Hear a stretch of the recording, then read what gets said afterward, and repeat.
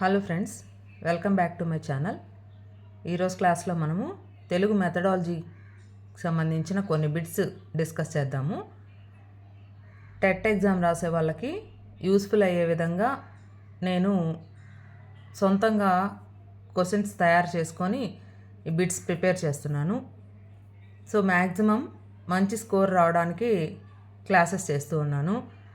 కొత్తగా ఛానల్ని చూస్తున్న వాళ్ళు సబ్స్క్రైబ్ చేసుకోండి.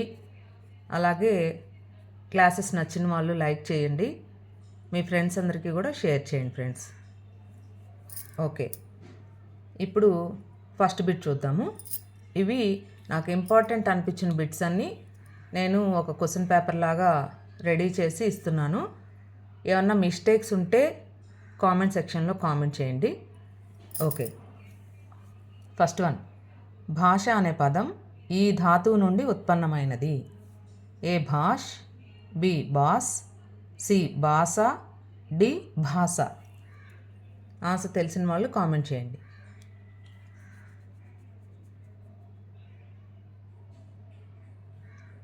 సో దీనికి ఆన్సర్ ఏ భాష్.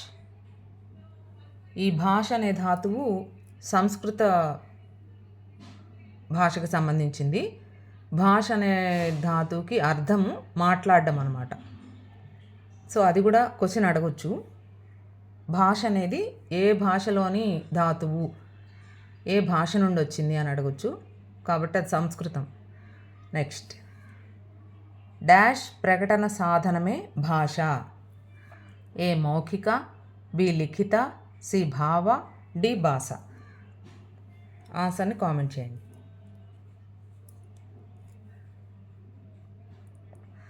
సో ఆన్సర్ సి భావ. భావ ప్రకటన సాధనమే భాష. నెక్స్ట్, ప్రకృతి ప్రత్యయ పదస్వరూపం భాష అన్నవారు ఎవరు? ఏ భాషోపాధ్యాయులు, బి వ్యాకరణకారులు, సి అలంకారికులు, డి మత ప్రచారకులు. ఆన్సర్ తెలిసిన వాళ్ళు కామెంట్ చేయండి. ఇది ఎగ్జామ్లో మనకి మెథడాలజీ 5 మార్క్స్ ఉంటుంది. సో ప్రకృతి ప్రత్యయ పదస్వరూపం భాష అని అన్నవారు వ్యాకరణకారులు. నెక్స్ట్, కవితా సౌందర్యావగాహనకు ఒక సాధనమే భాష అని నిర్వచించిన వారు ఎవరు? ఏ మత ప్రచారకులు, బి వ్యాకరణకారులు, సి అలంకారికులు, డి వేదాంతులు. ఆన్సర్ తెలిస్తే కామెంట్ చేయండి. సో దీనికి ఆన్సర్ సి అలంకారికులు. కవితా సౌందర్యావగాహనకు ఒక సాధనమే భాష అని నిర్వచించిన వారు అలంకారికులు. నెక్స్ట్, భారత రాజ్యాంగం ప్రకారం అనుసంధాన భాష ఏది? A Telugu, B Hindi, C English, D Sanskrit. ఆన్సర్ని కామెంట్ చేయండి. సో భారత రాజ్యాంగం ప్రకారం అనుసంధాన భాష హిందీ. హిందీ మన రాజభాష అన్నమాట. నెక్స్ట్, అధికార భాషా సంఘం ఏ సంవత్సరంలో ప్రారంభించబడింది? ఏ 1964, బి 1966, సి 1974, డి 1970. సో ఆన్సర్ని కామెంట్ చేయండి. ఇలాంటి బిట్స్ జీకేకి కూడా యూస్ఫుల్ అవుతాయి. So answer 1974. నెక్స్ట్, తెలుగును అధికార భాషగా చేయడానికి కృషి చేసిన పత్రిక? A Andhraprabha, B Andhrajyothi, C Vivekavardhini, D Visalandhra. ఆన్సర్ని కామెంట్ చేయండి. సో దీనికి ఆన్సర్ ఏ ఆంధ్రప్రభ. నెక్స్ట్, ఏ సంవత్సరంలో తెలుగు రాష్ట్ర అధికార భాషా స్థానాన్ని పొందింది? A 1964, B 1974, C 1966, D 1970.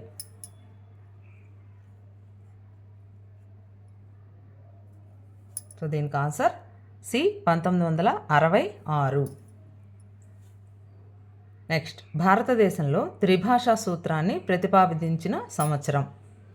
A 1966, B 1963, C 1956, D 1980. ఆన్సర్ని కామెంట్ చేయండి. సో ఇది ఆన్సర్ ఏ 1966. నెక్స్ట్, మాతృభాష తల్లిపాల వంటిది, పరభాష పోతపాల వంటిది అని అన్నవారు ఎవరు? A Komarraju, B Vavilala, C Nehru, D Gidugu. అంటే ఇంటి పేర్లు మాత్రమే ఇచ్చున్నారు. కొమర్రాజు అంటే కొమర్రాజు లక్ష్మణరావు, వావిలాల అంటే వావిలాల గోపాలకృష్ణయ్య, నెహ్రూ అంటే మనకు తెలుసు, గిడుగు అంటే గిడుగు రామ్మూర్తి. సో దీనికి ఆన్సర్ కొమర్రాజు లక్ష్మణరావు, ఏ. నెక్స్ట్, శైశవావస్థ నుండి మానవుడు తన హావభావాలు, హాసక్రోధాలను, కార్యాలోచనా చరణాదులను ఏ భాష ముఖంగా వ్యక్తం చేయునో అదే అతని మాతృభాష అని అన్నవారు ఎవరు? A Mahatma Gandhi, B Komarraju Lakshmanarao, C Godavarthi Suryanarayana, D Gidugu Rammurthy. Answer తెలిసిన వాళ్ళు కామెంట్ చేయండి.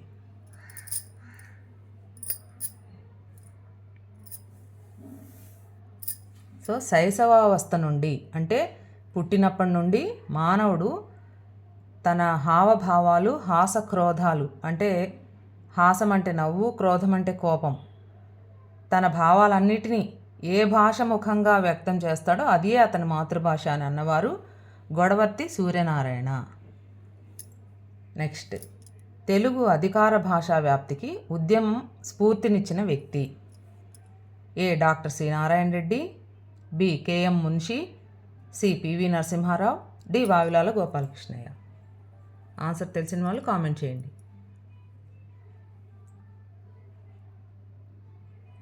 సో దీనికి answer D Vavilala Gopalakrishnayya. Next, ప్రాచీన కావ్య భాషా సాంప్రదాయాన్ని ఇలా కూడా వ్యవహరిస్తారు. ఏ వ్యావహారిక భాష, బి గ్రాంధిక భాష, సి ఆధునిక భాష, డి మాండలిక భాష. ఆన్సర్ని కామెంట్ చేయండి.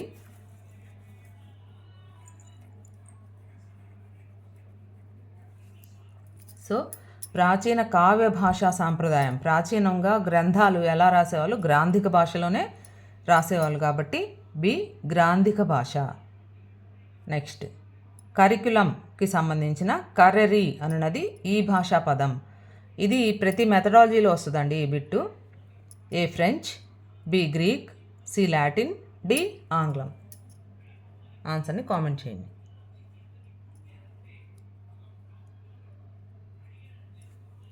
సో కరెరీ అనేది లాటిన్ భాషా పదము.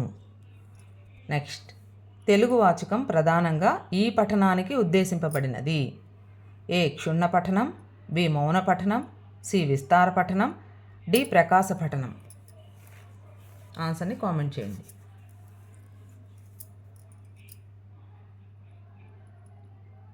సో దీనికి ఆన్సర్ ఏ క్షుణ్ణ పఠనం. నెక్స్ట్, గియర్సన్ తెలుగు మాండలికాలను గురించి దేనిలో పేర్కొన్నారు? A taxonomy, B the republic, C linguistic survey, A comparative, D A comparative grammar of the Dravidian language. ఆన్సర్ని కామెంట్ చేయండి.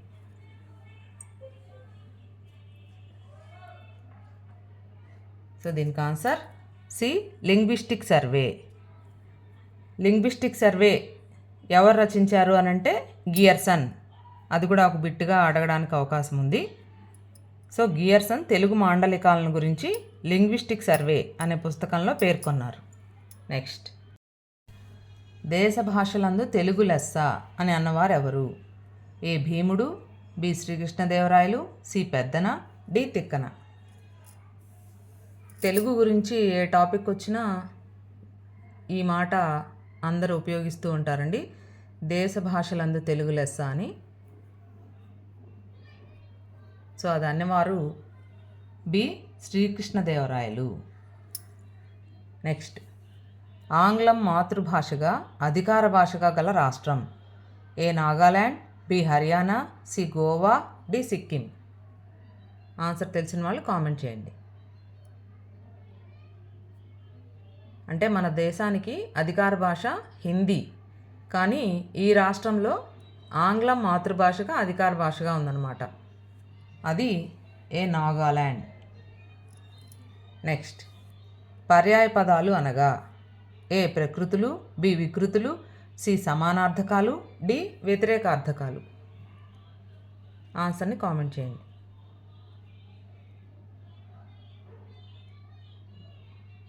సో పర్యాయ పదాలు అనంటే సమానార్థకాలు, సి ఆన్సర్. నానార్థాలు అంటే రకరకాల అర్థాలు ఉండే వాటిని నానార్థాలు అంటారు. పర్యాయ పదాలు అంటే ఒకటే అర్థం ఉంటుంది, కాకపోతే పదాలు వేరుగా ఉంటాయి, అవి పర్యాయ పదాలు. నెక్స్ట్, ఉపాధ్యాయుడికి పాఠ్యపుస్తకం ఏ అలంకారం, బి అభ్యసన సాధనం, సి బోధనోపకరణం, డి సర్వస్వం. ఆన్సర్ని కామెంట్ చేయండి.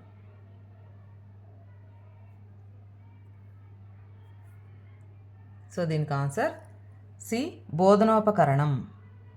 ఉపాధ్యాయుడికి పాఠ్యపుస్తకం అలంకారం కాదు, అదే సర్వస్వం కూడా కాదు, బోధనోపకరణం, బోధించడానికి ఉపయోగపడేది.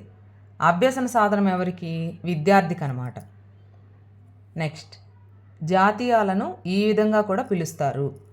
ఏ పదబంధాలు, బి సమాసాలు, సి నానార్థాలు, డి తత్సమాలు. ఆన్సర్ తెలిసిన వాళ్ళు కామెంట్ చేయండి.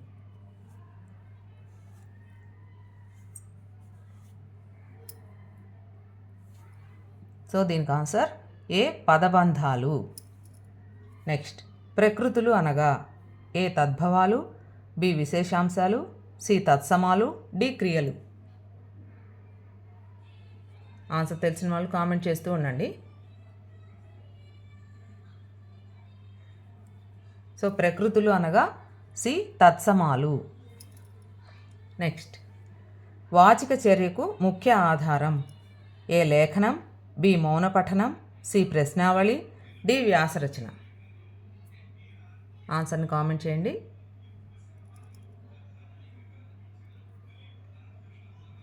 వాచిక చర్య మనకి తెలుగు కొంచెం టచ్ ఉన్నా కూడా అది చదవగానే అర్థమైపోతుంది. వాచిక చర్య అంటే మాట్లాడేది, ఇవేవి మాట్లాడేవి. లేఖనం అంటే రాయడం, వ్యాసరచన అంటే రాయడం, మౌన పఠనం అంటే మౌనంగా ఉండడం, కాబట్టి ప్రశ్నావళి. నెక్స్ట్, చూచి వ్రాతకు మరో పేరు ఏ దృష్టలేఖనం, బి ఉక్తలేఖనం, సి వ్యాసలేఖనం, డి ఉన్ముఖీకరణం.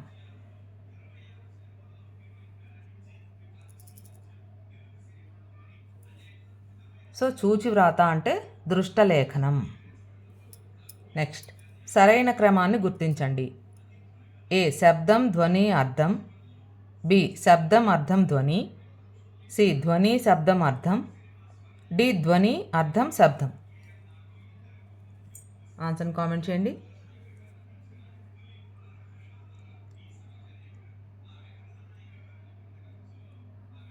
సో దీనికి ఆన్సర్ సి ధ్వని శబ్దం అర్థం, ఇది సరైన క్రమం.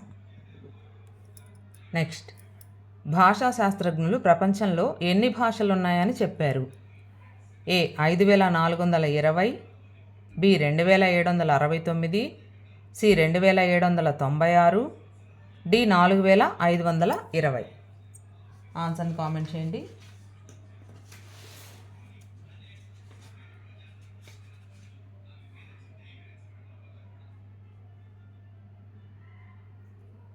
సో దీనికి ఆన్సర్ సి 2796.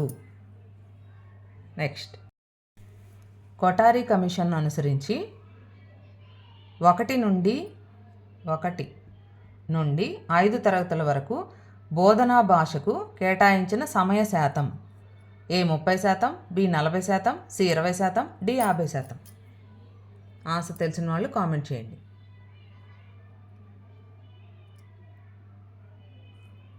సో 1 నుండి 5 తరగతుల వరకు బోధనా భాషకు కేటాయించిన సమయ శాతం 20%.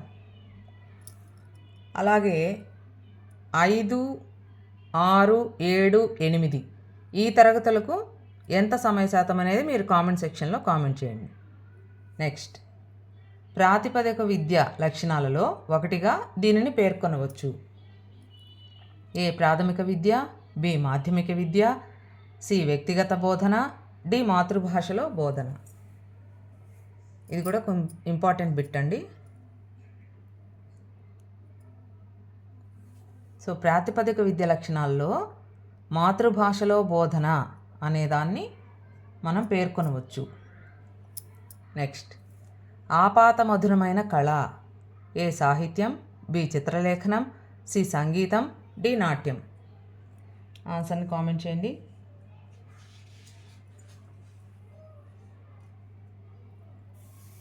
సో దీనికి ఆన్సర్ సి సంగీతం.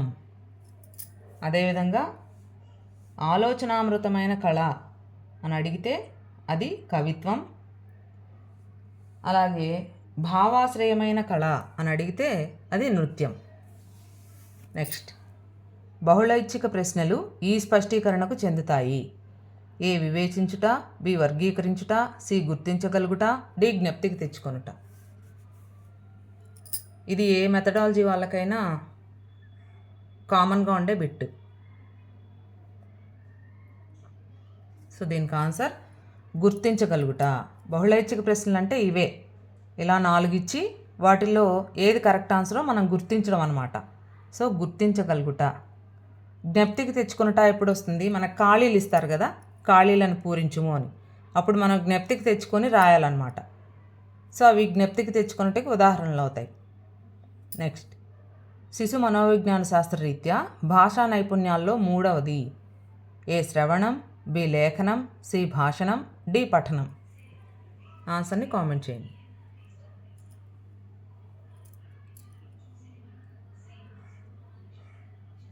సో దీనికి ఆన్సర్ డి పఠనం. అంటే ఫస్ట్ శ్రవణం వినడం, తర్వాత భాషణం మాట్లాడడం, నెక్స్ట్ పఠనం చదవడం, దాని తర్వాత లాస్ట్ లేఖనం రాయడం. నెక్స్ట్, పద్య పాఠ్యాంశ బోధన ప్రధాన లక్ష్యం. ఏ స్థూలార్థ సంగ్రహణం, బి రసానుభూతి, సి పదతాత్పర్యం గ్రహించుట, డి రాగయుక్తంగా పాడుట. ఆన్సర్ని కామెంట్ చేయండి.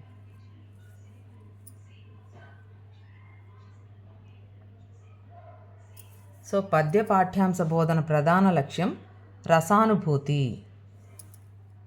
నెక్స్ట్, కత్తిగొప్ప కలంగొప్ప వంటి అంశాలపై చేసే వ్యాస రచన ఈ విభాగానికి చెందినది. ఏ కథనాత్మక వ్యాసం, బి ఊహాత్మక వ్యాసం, సి సంవాదాత్మక వ్యాసం, డి వర్ణనాత్మక వ్యాసం. ఆన్సర్ని కామెంట్ చేయండి.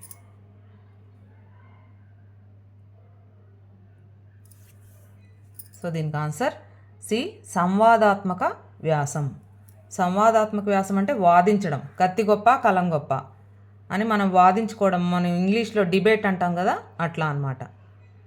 నెక్స్ట్, దూరదర్శిని ఈ విభాగానికి చెందిన బోధనోపకరణం. ఏ తరగతి ఉపకరణం, బి శ్రవణ ఉపకరణం, సి దృశ్య ఉపకరణం, డి దృశ్య శ్రవ్య ఉపకరణం. ఆన్సర్ని కామెంట్ చేయండి.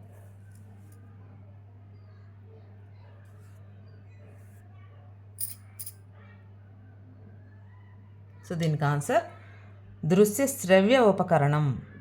అంటే దూరదర్శిని అంటే టెలివిజన్, దాంట్లో మనకి దృశ్యాలు కనపడతాయి, సౌండ్ వినపడుతుంది, కాబట్టి దృశ్య శ్రవ్య ఉపకరణం. నెక్స్ట్, ప్రాజెక్టు పద్ధతి ఈయన విద్యాతత్వ మూల సూత్రాలపై ఆధారపడింది. A John Dewey, B Froebel, C Pestalozzi, D Rousseau. So దీనికి answer A John Dewey. So ఈరోజు ఇక్కడితో బిట్స్ ఎండ్ చేద్దాము. నెక్స్ట్ క్లాస్లో మిగిలిన బిట్స్ డిస్కస్ చేద్దాం. వీడియోని స్కిప్ చేయకుండా లాస్ట్ వరకు చూడండి ప్రతి వీడియో, ఎందుకంటే ప్రతి బిట్టు మీకు ఇంపార్టెంటే. 1 బిట్ 1 మార్క్ కాబట్టి ఖచ్చితంగా మనం అన్నీ నేర్చుకోవాలి. సో వీడియోని లైక్ చేయడం మర్చిపోద్దు ఫ్రెండ్స్. మీ ఫ్రెండ్స్ అందరికీ షేర్ చేయండి, ఛానల్ని సబ్స్క్రైబ్ చేసుకోండి. Thank you.